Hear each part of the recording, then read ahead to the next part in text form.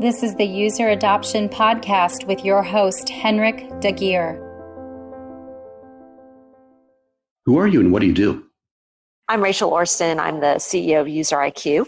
We are a user adoption platform, essentially with a mission to help users be successful in the moment. We do that through deep user analytics and engagement capabilities. How are you involved with user adoption? So user adoption is essentially our biggest mission and focus as a company. We believe that for companies to be successful, they have to understand and engage with users in meaningful ways that are personal to what those individual users want to achieve or get done. Particularly, we target B2B SaaS businesses. So as far as our focus on user adoption, that's essentially we are in the business of helping B2B SaaS companies improve and optimize their user adoption strategies for their business. Rachel, what are the biggest challenges and successes with user adoption? Well, I think the biggest challenges is that it's not well understood and embraced today. I think we've seen tremendous momentum in the customer success market. And especially going back to my point about our focus in SaaS and subscription-based businesses, I think there's a lot of light bulbs that have gone off in the last 3 to 5 years with the understanding that your customers are your biggest revenue growth engine if you are to be successful in a subscription-based business. And so there's been a lot of work and momentum and thought leadership around how do you build a customer success-oriented business focused on your customers.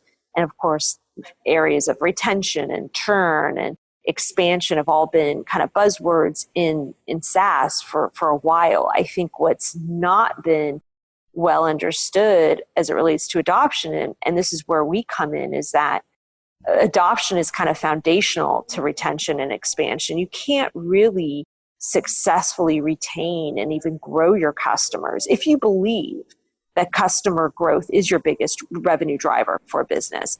If you truly believe that principle, then adoption is foundational to it all. If you don't nail adoption, if you don't get that right, nothing else matters. And so from our perspective, user adoption is foundational to everything else, and which is why you really need to start there. And unfortunately, even though customer success has become this really more mature discipline, and that's fantastic, and we've got people and roles now focused on that effort, I think we've skipped an important step along the way, that step being user adoption. Rachel, what advice would you like to share with people working on improving user adoption? I think some of the challenges and some of the advice I would give is take the time to really understand your user stories, really get to understand some of the questions that I ask businesses all the time, and where I know businesses are still struggling is I'll ask, do you know who your best users are, who your best customers are? And do you know what makes them your best customer? And that's not always what they do inside your product. That could be other characteristics. But just getting very focused on answering those 2 questions is where I would start.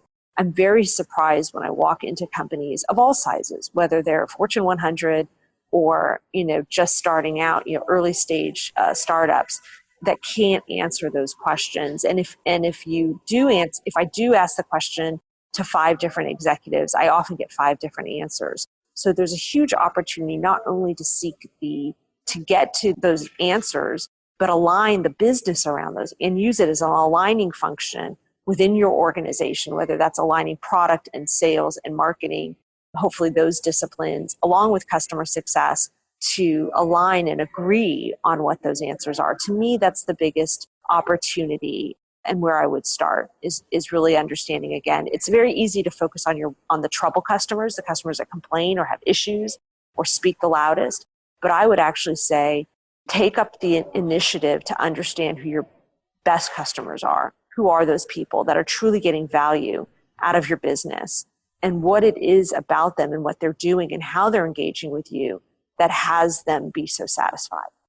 Rachel, where can we learn more about user adoption and your work on the subject? We actually put out a lot of thought leadership, and we actually have done several surveys. We're actually doing a big survey right now on user adoption. just trying to get people's thoughts on how they're approaching it, how they're attacking it, how they're defining it. That survey is already being answered by, I think we've got over 500 responses. It's being socialized right now. You can access it off of our website, and you could get the results of that survey as well, if that's something that you're interested in taking. So we do our own interviews and surveys to get underneath this issue of user adoption. And really, we profile a lot of other companies as well who are struggling with the same issue. I mean, the reality is user adoption is a big and broad challenge for most companies, and everyone's trying to figure it out.